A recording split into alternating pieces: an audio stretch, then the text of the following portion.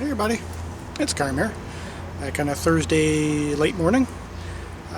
Yeah, I was going to come out here earlier, but it was a little rain overnight and a little too soggy, but fairly dry now.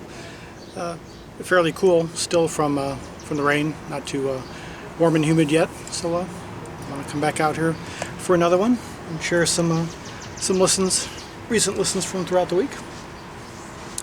I'll start right in here. The Geese and the Ghost by Anthony Phillips from 1977 on Passport.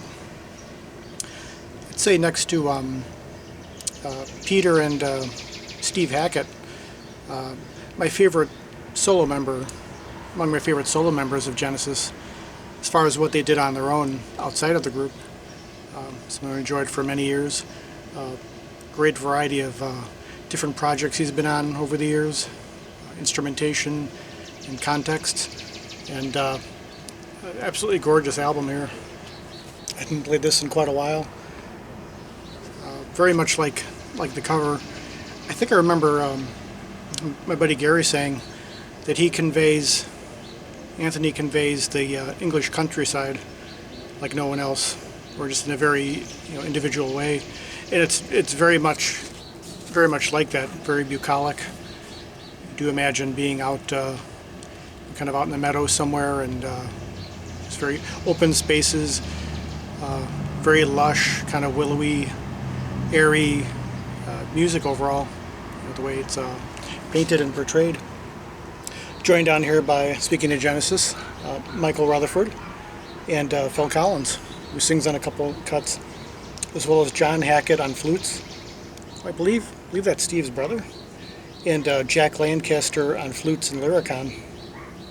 They have some history together, and you can see between Anthony and Michael quite a bit of strings being plucked and strummed there. It starts in wind. Again, just like the title, very, very airy. Just kind of takes you through. It's not quite ethereal overall, the album, but it does kind of go into that, kind of earthy and ethereal mixture. Which Way the Wind Blows, one of 3 vocal cuts, which Phil sings on. Here's the insert. Yeah, all 3 of the songs are ballads, and Phil sings on a couple of them.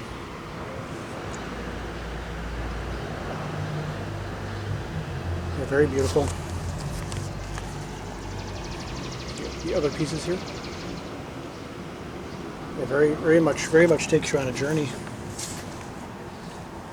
And you have Henry portraits from Tudor times.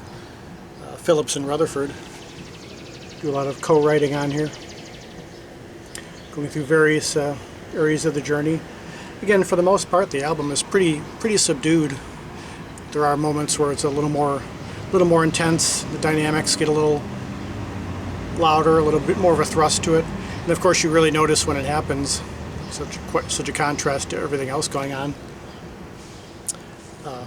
Yeah, God, If I Saw Her Now, very beautiful piece.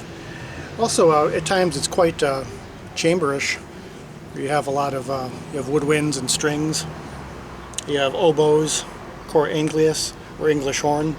You have Baroque flute and recorders, as well as cello and violins. Chinese Mushroom Cloud comes in pretty hard and intense, and then going into the Geese and the Ghost. Again, you have more of a strong sense of contrasting dynamics there, and something about the quality of an aspect of the strings, the way they're played, the guitars in particular. And of course, there's so many guitars being played between Anthony and Michael. They have this, I think the term is tintabulation, like a bell-like quality. It really does sound like that, the way they kind of ring out when they're being plucked. Everything they really sound like bells being rung, and that, the kind of decay of them just has that kind of chiming quality. My personal favorite piece on here is Sleepfall, the final cut.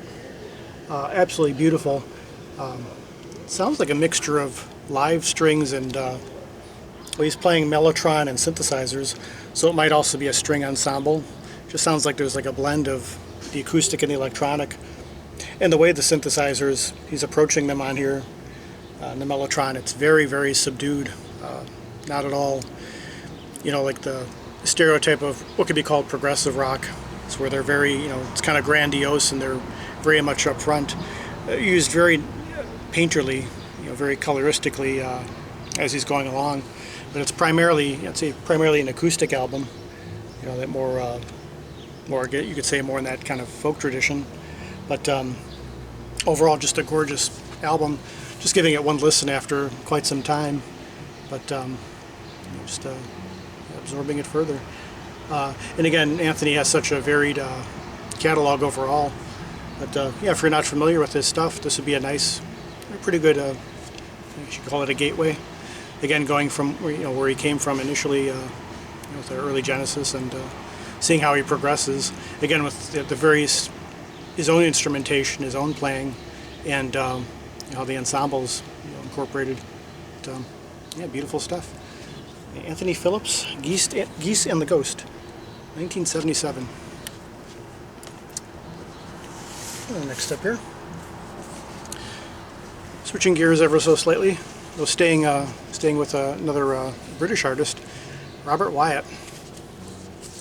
Radio Experiment, Rome, February 1981. Quite different if you know him mainly for Rock Bottom, and well, even a lot of other solo works, which are even more in the experimental realm. This really goes out at times in a really delightful way. Yeah, so it's from 1981. I think this picture is from 1986. And he was talking about being asked to record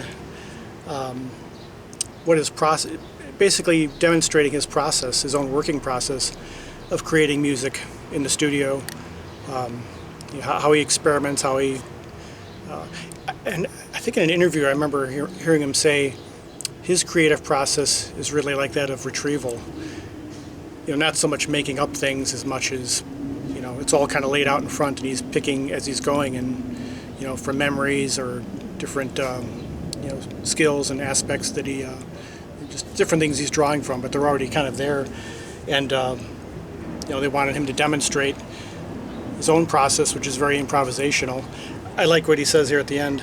It's only in retrospect that I can see that bits of some of them have some kind of coherence. But, yeah, there is a kind of fragmented quality to the pieces. He's playing everything on here.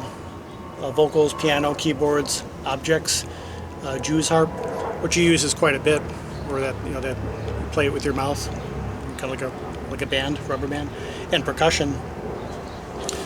Yeah, opium war.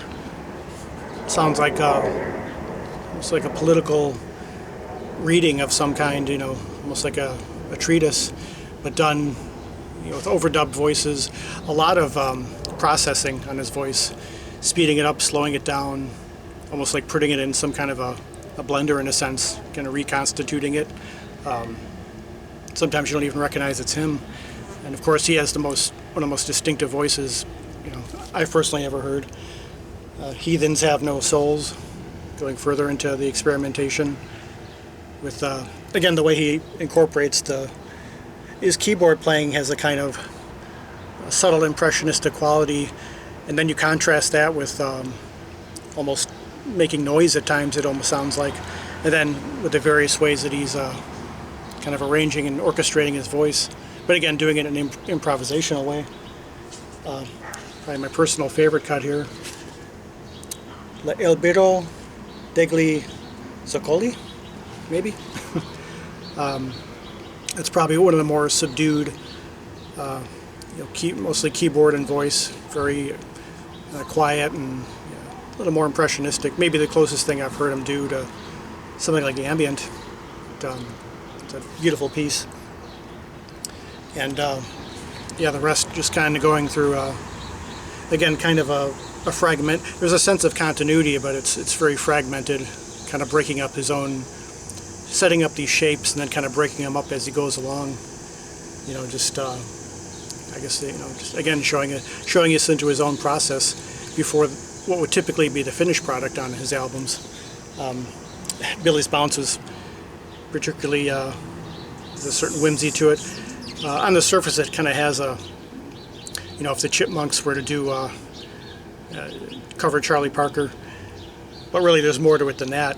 He has a very high-pitched lead voice, and he's doing most of it with his voice, doing the rhythm and harmonies, doing his own particular brand of scatting, and adding some percussion, some ride and snare. So it's a very, very original take on Billy's Bounce. Born Again Cretin, which I think is a piece is one of his more well-known pieces, more developed pieces, and Proof Sparse, which really kind of fits the title, kind of using just kind of sparing elements. His voice very minimal, and lots of piano in there, just kind of very minimal and stripped down. But again, finding a balance between abstract and more more straight out melody. But yeah, just a fascinating document of what his process was like at the time. And yeah, if you want to hear another side, maybe somewhat of a more extreme side, and I haven't heard everything he's done. I've heard a lot of it, but this is another aspect to him, going a little deeper. It's another one I've had for quite a while, and yeah, been due for a revisit. So yeah, Robert Wyatt from 1981, Radio Experiment, Rome. And finally here, yeah, Richard's really inspiring me here further. Richard McCook. You have Mike Oldfield, Airborne. Yeah, he had done a video, I think sometime in the last week or so, showing his Mike Oldfield singles. I think like the top, I don't know, I forget what it was, like top 20 UK or something, his singles, which I didn't have any, and there was so much I hadn't known of, even after being a fan for so long. And this is one I've had for a very long time. See secondhand tunes on there, which probably goes back a good 20 years, since it was the store I've been going to since high school. It's still around, although under a different name. And yeah, fascinating hearing this after quite some time.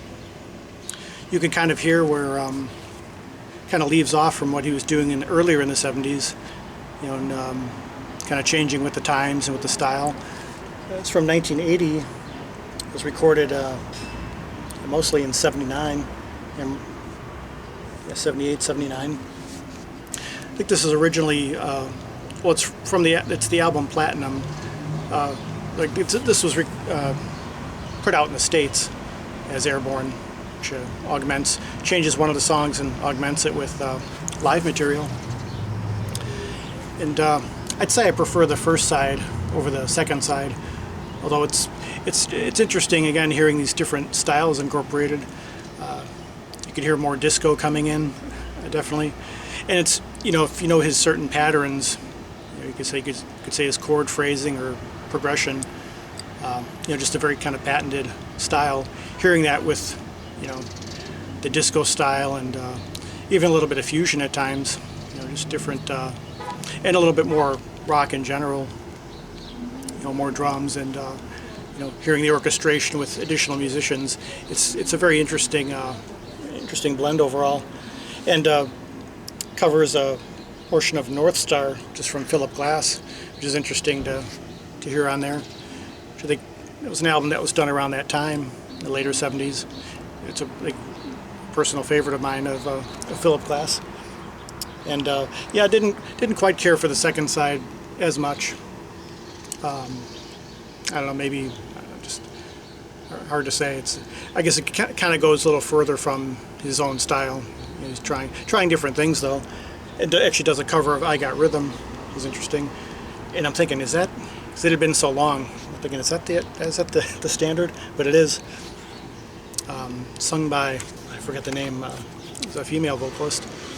But interesting hearing that take on it. And then you have the second disc, the Tubular Bells, the first part, and a portion of Incantations. A couple live sets. Here's the label.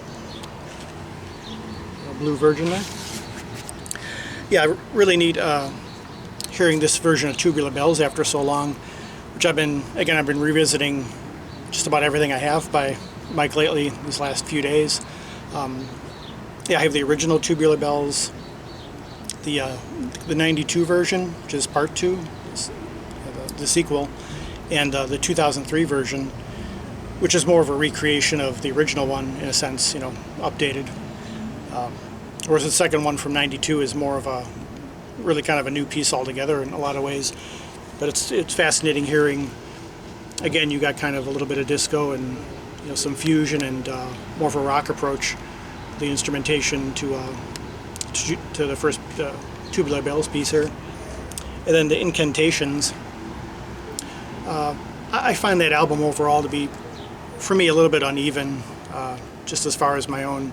It seems like the flow of it is a little bit rather fractured, you know, compared to the first 3 albums, Tubular Bells, Hergest Ridge, and Omadon. But it seems like it kind of focuses on, for me, what are my, you know, personal favorite aspects of the piece. Again, a little more contemplative, and love the part with the he's playing, I think it's glockenspiel, if not vibraphone, has this kind of cascading, lilting quality to it, and hearing it live is really neat.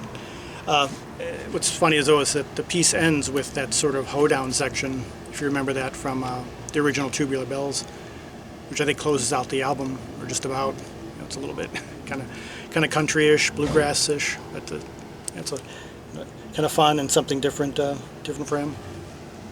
So yeah, overall, very you know, interesting blend of hearing, you know, what he was doing in the studio at the time, and you know, doing the live versions of earlier pieces. And yeah, it was nice hearing this after quite some time. Wouldn't say it's among my favorites overall, but again, it's nice for another side of what he's doing. And again, further revisiting him. Yeah, Richard, you got me in a kick now, so, and definitely want to explore more, you know, more of what he was doing later on, fill some of the gaps, so to speak. So yeah, Mike Oldfield Airborne, also known as Platinum. Yeah, 1980 on Virgin. So yeah, those are the three for this week. Yeah, doing a lot of other listening, again revisiting him, and focusing on some other individual albums I've been getting around to that I haven't played. I'm really trying to go back to some of the earliest, getting warm all of a sudden, some of the earliest things in my collection, and finding things I haven't listened to in a very long time and going back to them and go a little further into those eventually. So I hope you're all well where you're at, and it's fairly decent out. And well, again, till the next one, peace, love, and joy.